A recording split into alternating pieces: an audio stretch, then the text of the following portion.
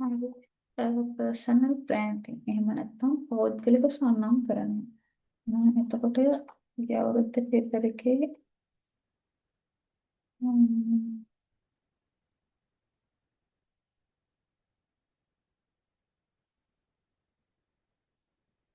මෙන්න මේ ප්‍රශ්නෙත් එක්කෝ මේ පාඩමෙන් කතා කරන්න ඕනේ. එහෙම නැත්නම් අපි ඊළඟ පාඩමෙන් පැතින් පාඩමෙන් කතා කරන්න ඕනේ. ඒ පාඩම ටිකක් මේ පාඩමට වැඩි දේවල් කතා කරන්න තියෙන නිසා වීඩියෝ එකෙන් අපි මේක ගැන කතා කරමු. එතකොට මේ ප්‍රශ්නේ වලදී මේ ප්‍රශ්නේ වලින් මේ ක්ලියරයි. මෙන්න මේක තමයි තියෙන පාඩම වල මොකද්ද කියලා හොයාගන්න බැරුව ගියා. බලමු තව ඉස්සරහට පාඩම් ටික බලද්දී අපේ පාස් පේපර්ස් වලින් ඉවරයි. හැබැයි මේ අවුරුද්ද පේපර් එක කොහොම හයිද කියලා අපිට බලාපොරොත්තු වෙන්න බෑ. ස්ට්‍රක්චර් එක මොනවා වගේ වෙයිද කියලා. ම්, හරි පාඩම ගන්නකො මොකද්ද පෞද්ගලික සම්මානකරණය කියලා කියන්නේ? ම්,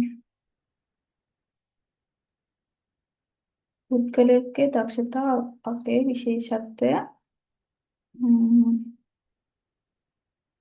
සහ නිර්මාණය කිරීමේ විශේෂත්වය සහ නිර්මාණය කිරීමේ ක්‍රියාවලියයි. එනම් තමන්ට ආවේනික වූ දක්ෂතා හැකියාව තුළින් තමන් කවුද කියලා සමාජයට අවබෝධයක් ලබා දීම. ඒ කියන්නේ තමන්ට තියෙන දක්ෂතාවයන් හැකියාව තමන් දැන් ඔය එක එක විදිහේ ප්‍රසිද්ධ කෙනෙක්ගෙන් අපි මේ තරම් කතා කරමුකෝ.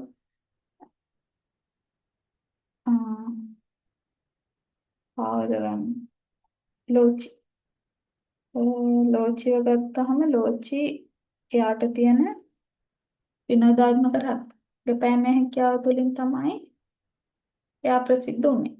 ඒ වගේ එයා කවුද කියන එක එයා සමාජයට අවබෝධ කරේ විනෝදාත්මක රංගපෑමක් තුළින්. ඒ වගේ තමන් කවුද කියලා අ, සමාජයට අවබෝධ කරන්න තමන්ට තියෙන විශේෂිත අනිත් අයට වැඩි විශේෂිත වූ දක්ෂතා හැකියාවන් තුලින්. ඒකට තමයි අපි පෞද්ගලික සම්මානකරණය කියලා කියන්නේ. එතකොට ම්,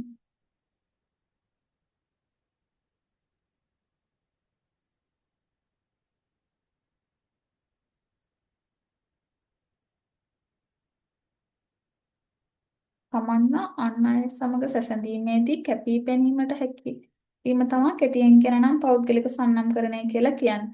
උදාහරණයක් විදිහට බිස්කට් ගත්තොත් මැලිබන්, සබන් ගත්තොත් සන්ලයිට්, ලක්ස්, ඊගාවට දන්තාලේප එහෙම නැත්නම් ටූත් පේස්ට් ගත්තොත් ග්ලෝ ගාඩ්, සිද්දාලේප.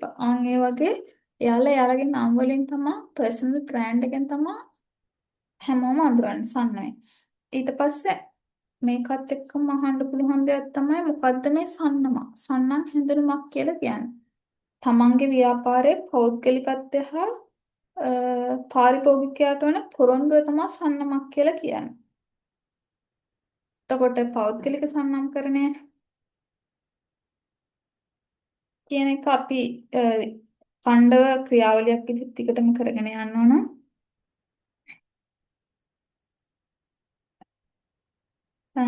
එතකොට විශේෂිත වූ පුද්ගලික සන්නම් සහිත පුද්ගලයින්ට යොහානි අපි දන්නවා.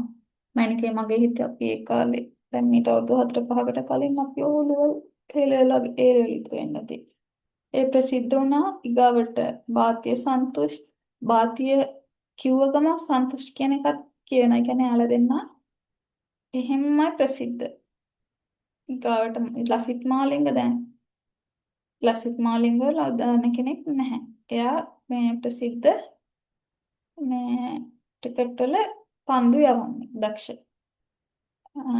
ඒ වගේ ආයක හතකොට ලසිත් මාලිංග තමන්ගේ බ්‍රෑන්ඩ් එක හදාගෙන තියන්නේ පන්දු යවන්නේ විදිහට වෙන දෙයකින් නෙමෙයි. එතකොට ඒකම තමයි යාගේ හොන්ඩා හෙයාර් ස්ටයිල් එක. ඒක වෙන කෙනෙක්ට තිබ්බනම් රස්තිය අදුකාරයෙක් එහෙම ඒවා මේවා කියන්න තිබ්බා. හැබැයි අර කලර් එකත් එක්ක ඒක යාගේ බ්‍රෑන්ඩ් එක.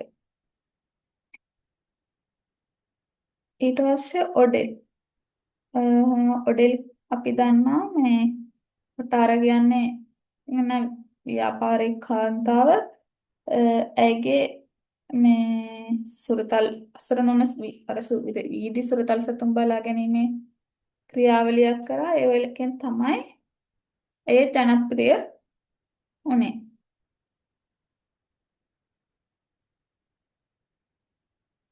එතකොට පෞද්ගලික සන්නංකරණය තුළින් අපිව අනිත් අය අතරින් වෙන්වෙන්ම හඳුනා ගැනීමේ හැකියාව ලැබෙනවා.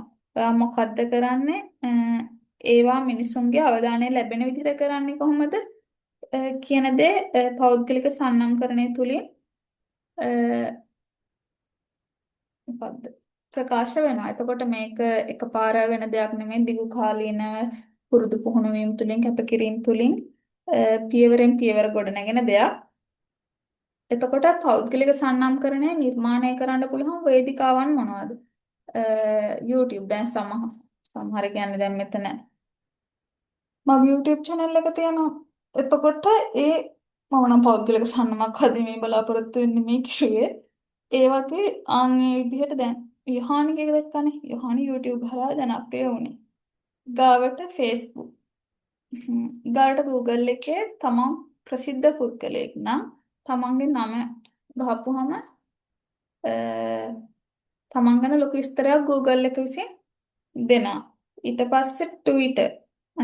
ඊට පස්සේ තමන්ට කියලා වෙබ්සයිට් එකක් හදාගන්න පුළුවන්.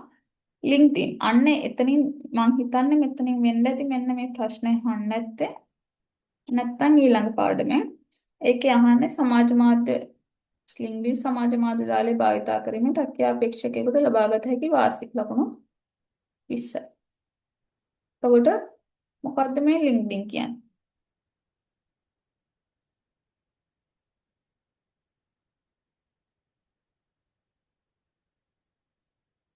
Facebook එකට වැඩිය වෙනස් වෘ- වෘත්තීය හා ලෝපුරා විවිධ සේවකයන් සහ සේවායෝජකයන් විශාල ප්‍රමාණයක් සම්බන්ධ වී සිටින ජාලයක්. මම හිතන්නේ කැම්පස් එකේදී LinkedIn account එකක් හදන්න කියන්න ඇති. ඒ වගේ තියෙන ප්‍රයෝජන පැහැදිලි කරන්න ඇති. එතකොට LinkedIn එකක් හරහා අපිට ලැබෙන ප්‍රයෝජන ගොඩක් තියෙනවා. Facebook එක වගේම ඒකේ තියෙන වෘත්තීය භාවයක්. එතකොට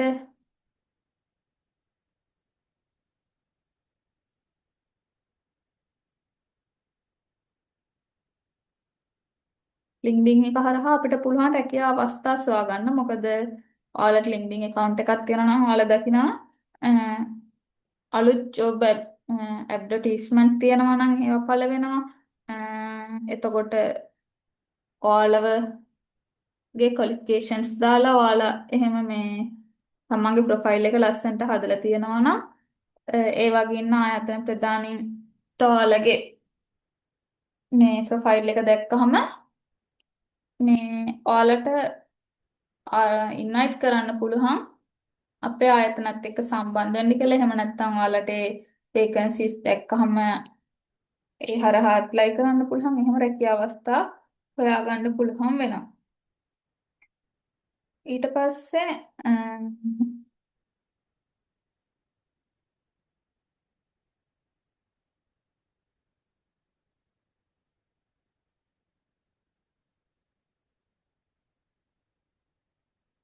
ආයතනය පිළිබඳ දැනුම ලබා ගැනීමට. ඒ කියන්නේ අපි කලින් පාඩමේදී කතා කරා ජොබ් එකකට යන්නම් වාලේ යන්නේ නැහැ ඉන්ටර්විව් එකේදී අහනවා අයියෝ අපේ ආයතනය තෝරගත්තේ වගේ ප්‍රශ්නයක්. එතකොට අපි දැනගෙන ඉන්නවා නම් අපේ එයාලගේ ආයතනය ගැන හොඳ කියන්න. හොඳ කියන්න නම් අපේ ආයතනයේ මොනවද ලැබු ජයග්‍රහණ මොනවා සම්බන්ධ දේවල්ද ඒ දේවල් දැනගන්න ඕන. එතකොට අපිට පුළුවන් LinkedIn එක හරහා එයාලගේ account එකට ගිහිල්ලා ඒ දේවල් සර්ච් කරලා හොයාගන්න. ඊට පස්සේ ජාලගත වීමේ අවස්ථාවක් තියෙනවා. ජාලගත වීම කියන්නේ මොකක්ද කියන එක ඊළඟ පාඩමේ තියෙනවා. එතකොට ඒ කියන්නේ Facebook වගේම තමයි අපිට පුළුවන් දැන් අර Facebook වල රික්වෙස්ට් දාන විදිහටම අපිට කැමති අය ඇඩ් කරගන්න එයාලගේ තොරතුරු හොයන්න ඒ විදිහට වෘත්තීය පිරිස් සමග සම්බන්ධතාව ගොඩනගා ගන්න හැකියාවල් ලැබෙනවා.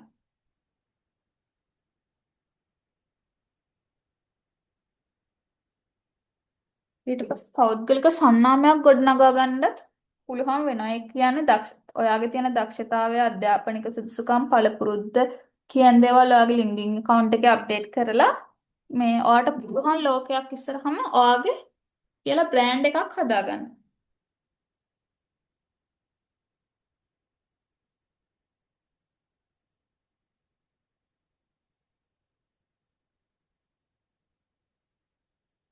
පැරණි සහ කාර්යයන් හා ගුරුවරුන් සමග සම්බන්ධ වීමට හා ඔවුන්ගේ උපදෙස් ඒ කියන්නේ අපිට පුළුවන් අර Facebook එකේ කලින් කිව්වා වගේම අපේ පැරණි ගුරුවරු අපිට ඉහළ ජ්‍යෙෂ්ඨ අය එක්ක සම්බන්ධ වෙලා එයාලගෙන් අපේ වෘත්තීය ජීවිතයට උපදෙස් උපකාර ලබා ගන්න. වෘත්තීය නවීන ප්‍රවණතා අධ්‍යයනය කිරීම. ඒ කියන්නේ අපි බැංකින් සයිට් එකේ හරි මොකක් හරි ජොබ් එකක් හද්දී ඒ බලන පැත්තට අදාළව තියෙන නව ප්‍රවණතා මොකක්ද කියන එක අධ්‍යයනය කරන්න පුළුවන් වෙනවා. එතකොට ඔය උදාහරණ එක්ක ලියන්න ඕන.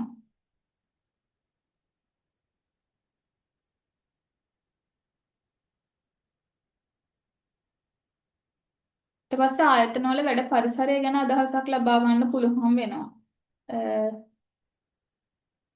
LinkedIn account එකක් හරහා දැන් අර Facebook වල කමෙන්ට් දාලා ආයතනය හොඳයි කියලා කියන්නේ. ඒ වගේ ඒ ආයතනයේ වැඩ පරිසරයේ හොඳ සංස්කෘතිය මොකද්ද? ඒ විදිහට ඒකේ යාළගේ account එක බලලා අපිට මේක කොයි වගේද කියන එක ගැන අවබෝධයක් ලබා ගන්න පුළුවන් වෙනවා. ඊට පස්සේ ගෝලීය මට්ටමින් සම්බන්ධ වෙන්න පුළුවන් වෙනවා. ඒ කියන්නේ අපිට ලංකාව විතරක් නෙමෙයි ගෝලීය වශයෙන් විදේශීය වශයෙන් පවා මේ විවිධ ආයතන පුද්ගලයන් සමග සම්බන්ධ වෙලා ගනුදෙනු කරන්න හැකියාව ලැබෙනවා.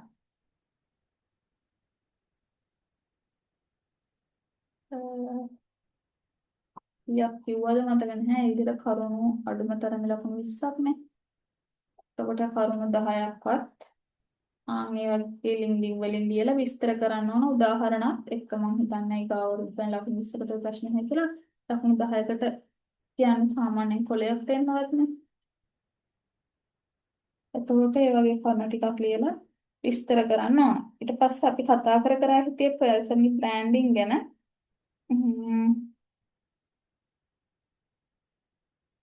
සම්මුඛ පරීක්ෂණයක් සඳහා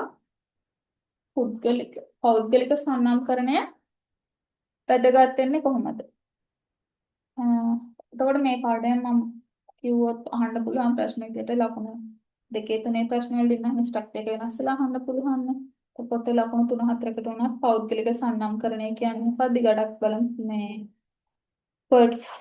පෝර්ට්ෆෝලියෝ එකක් කියන්නේ මොකක්ද කියලා. ඒක වෘත්තීය පෝර්ට්ෆෝලියෝ එකක් කියන්නේ මොකක්ද?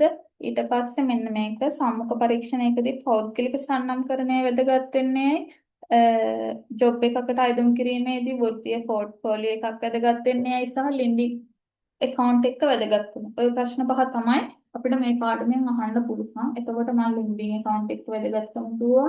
personal branding කියන්නේ නැත්නම් පෞද්ගලික සන්නාමකරණය කියන්නේ මොකක්ද කියලා කිව්වා. එතකොට ඕකට උදාහරණත් එක්ක දැන් මෙයාලා ප්‍රසිද්ධුනේ මේ හරහා කියලා දෙන්න ලකුණු මට්ටමත් එක්ක මේක ලියන්න පුළුවන් වෙනවා නම් පෝර්ට්ෆෝලියෝ ගැන අපි කතා කරමු. දැන් මෙතන personal brand එකක් ඉන්ටර්විව් එකකට වැදගත් වෙන්නේ කොහොමද කියන එක සහ මේක කතා කරමු. එතකොට ওই ටික තමයි ඒ පාඩමෙන් අහන්න තියෙන ප්‍රශ්න ටික. එතකොට සම්මුඛ පරීක්ෂණය සඳහා පෞද්ගලික සන්නාමකරණයේ වැදගත්කම. තම දැනුම අත්දැකීම් හා කුසලතා පිළිබඳ sannivedanayට හා අන් අයට අවධාරණය කරන්න. ඒ කියන්නේ තමන් කවුද කියන එක සම්මුඛ පරීක්ෂණයට යන්න කලින් අපිට පුළුවන් පෞද්ගලික සන්නාමකරණය තුලින් ඕන්ට දැනුවත් කරන්න LinkedIn account එකක් හරහා. එතකොට එහෙම කරපුවාම ආයතනය අයදුම් කරුගේ කියන්නේ අපේ ආකල්ප හැසිරීම කොයි වගේද කොහොමද දියුණු වෙන්න උත්සාහ කරන්නේ මෙයා ලබාගත් ජයග්‍රහණ මොනවාද මෙයා ආයතනයට ගැලපෙනවද කියන එක අපි ඉන්ටර්විව් එකට යන්න කලින් සලකා බලන්න. එතකොට අපි ඉන්ටර්විව් එකට ගෙන්නනවද නැද්ද කියන එක යාලා ඒ තුලින් තීරණය කරනවා. අපි හොඳ විදිහට LinkedIn account එකක් කරහා මේ දේවල් ගොඩනගාගෙන කරනවා නම් අපි ඉන්ටර්විව් එකට හැඳ වෙනවා. ඊගාට සම්මුඛ පරීක්ෂණයක් සඳහා සූදානම් වීමට. ඉස්සර නම් ෆේස් ටු ෆේස් කීප දෙනෙක් එකතු වෙලා ඉන්ටර්විව් තිබ්බට ඒ කියන්නේ තොරතුරු විසලා ප්‍රශ්න අහලා ඉන්ටර්විව් තිබ්බට වර්තමානයේදී මේ தත්ත්වය වෙනස් වෙනවා. විවිධ ආකාරවලට අපි 7 වෙනි පාඩමේදී කතා කරනවා ඉන්ටර්විව් තියනවා එක එක ආකාරවලට. එතකොට කණ්ඩායම් ක්‍රියාකාරකම් දීලා ඒවා දීලා ඔයාලන් අය එක්ක කටයුතු කරන්නේ කොහොමද? සංනිවේදනය කරන්නේ කොහොමද? ගැටලු විසඳන්නේ කොහොමද? ඔයාගේ කුසලතා මොනවාද ආදිය විශ්ලේෂණයක් කරනවා. ඒකට මේ අපි අසයින්මන්ට් සෙන්ටර් එකක් කියන්නේ මොකක්ද කියන එක කතා කරුවා 7 වෙනි පාඩමේ. අසයින්මන්ට් සෙන්ටර් එකක් ඒ ආයතන වල ඉමේජ් පාස් කරලා තියෙන්න පුළුවන්. මෙවැනි විටදී ඔයාලා පෞද්ගලික සන්නමක් දියුණු කරලා තියෙනවා නම් ඔයාලට පුළුවන් ඔයා ඒ හරහා දියුණු කරගත්ත ඔයාගේ කුසලතා පෙන්වන්න කරන්න. එතකොට ඒ අතරින් කැපී පෙන්වනවා. එතකොට ඒකෙන් මාව ඉන්ටර්විව් එකට සිලෙක්ට් වෙන්න තියෙන අවස්ථාව වැඩි වෙනවා. ඒ වගේම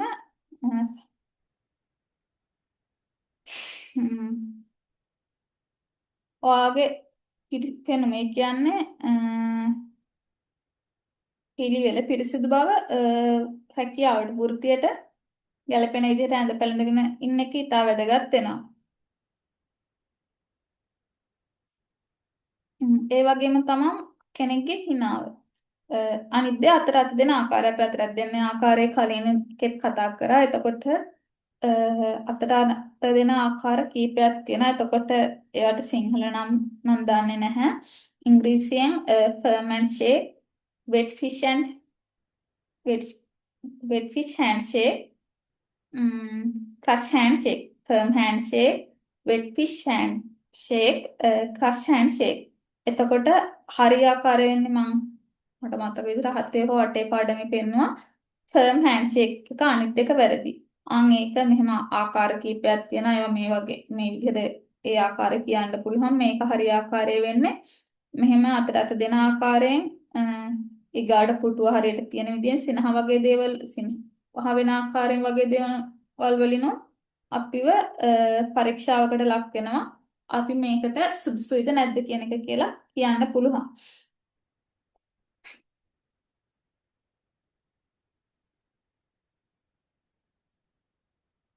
අනිත් එක තමයි ඔය හොඳ අතට වගේම වැරදි අතරත් අපි දන්නවනේ මම කියන්න ඕනේ නැහැ වැරදි විදිහට එක එක්කෙනාට අපි ඔය කාඩ් දාන්න.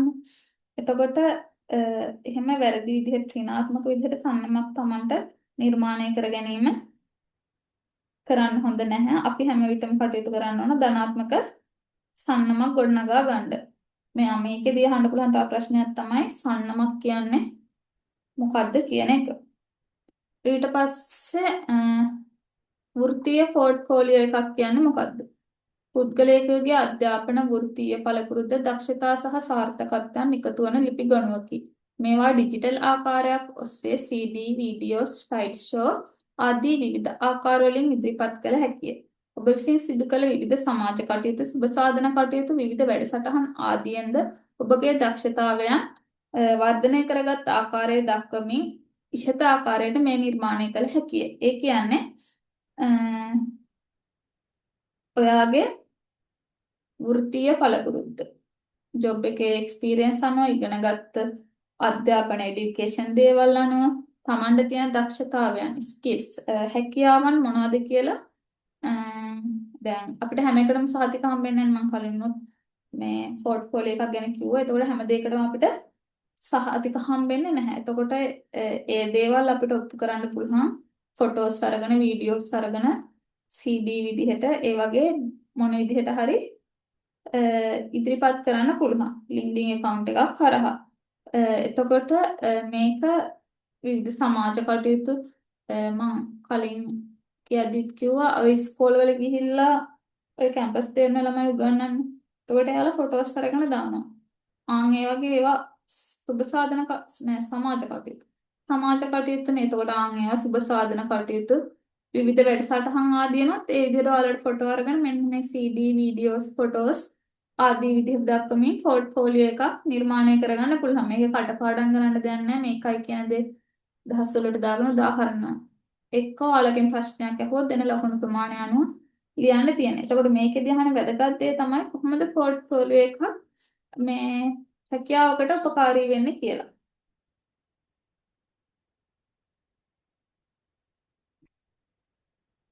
එතකොට ඔයාලට පුළුවන් ඔයා ඉන්ටර්විව් එකකට ගියාම ඔයාගෙන් අහන ප්‍රශ්න වලට ඔයාගේ පෝර්ට්ෆෝලියෝ එක භාවිතා කරලා අ, ඔයා ගැන පැහැදිලි කරන්න. මම මෙහෙම දේවල් කරුවා මට මෙහෙම එක්ස්පීරියන්ස් එකක් තියෙනවා මම මෙහෙම කෙනෙක් කියන එක තමන්ගේ පෝර්ට්ෆෝලියෝ එකේ තියෙන වීඩියෝස් ෆොටෝස් ආදිය තුලින් ඔයාට ඒවා සනාථ කරන ගමන් ඉදිරිපත් කරන්න පුළුවන්. එතකොට ඔයාගේ නායකත්ව හැකියාව, කණ්ඩායම් ක්‍රියාකාරීත්වය, sannivedana හැකියාව වගේ දේවල් ආයතනයට හඳුනා ගන්න හැකියාව ලැබෙනවා. මේක ඔයාට හැකියාව ලබා ගන්න උපකාරී වෙනවා. එතකොට මේකෙන් ඔයාට රැකියාව ලැබීමේ අවස්ථාව ප්‍රවණතාවය වැඩි. ඒ වගේම ඔයා සම්මුඛ පරීක්ෂණයක් සඳහා වුණත් ඉන්ටර්විව් එකට ආගේ CV මේ ඉන්ටර්විව් එකට නෙමෙයි අපි මුලින්ම CV එකත් එක්ක ඇප්ලයි කරද්දී මේක අමුණලා යවනවා නම් ඔයාගේ වෘත්තීය පෝර්ට්ෆෝලියෝ එක, කැරියර් පෝර්ට්ෆෝලියෝ එක ඔයාට ඒක සම්මුඛ පරීක්ෂණයට සුදුස්සෙක් වෙන්නත් ලැබෙන අවස්ථාව වැඩි.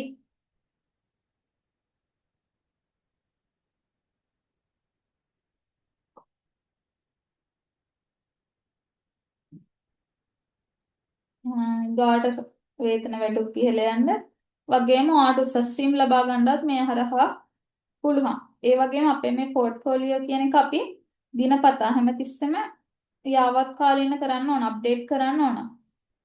හැකියාවක් ලැබුණාම හරි ඕනේ නැහැ කියලා නෙමෙයි, හැකියාවක් ලැබුණායින් පස්සෙත් අපි මේක අප්ඩේට් කරගෙන යන්න ඕන. ඒක තුලින් ඔයාට මාකට් කරන්න හැකියාව ලැබෙනවා. ඔන්න ඔය ටික තමයි ඔය පාඩමෙන් කතා කරන්නේ. විභාගෙට යන්න කලින් මම මේ පුළුවන් තරම් මේ වීඩියෝ ෂොට් කරන්නේ. මේ වෙදින ගොඩක් පහඩම් කරපු නැති අය. එතකොට විභාගෙට කලින් මේ ටික බලාගෙන ප්‍රශ්න වලට උත්තර ලියලා හුරු වුණා. ඒ තියෙන්නේ එතකොට වීඩියෝ දෙක තුනක් වුණත් අන්තිම වෙද්දි බලා ගන්න පුළුවන්. ඒකට ඔයාලට අනිවාර්යෙන් පාස් වෙන්න පුළුවන්. එහෙනම් ඊළඟ පාඩමෙන් ජාලකරණයේ පාඩමෙන් හම්බ වෙනවා.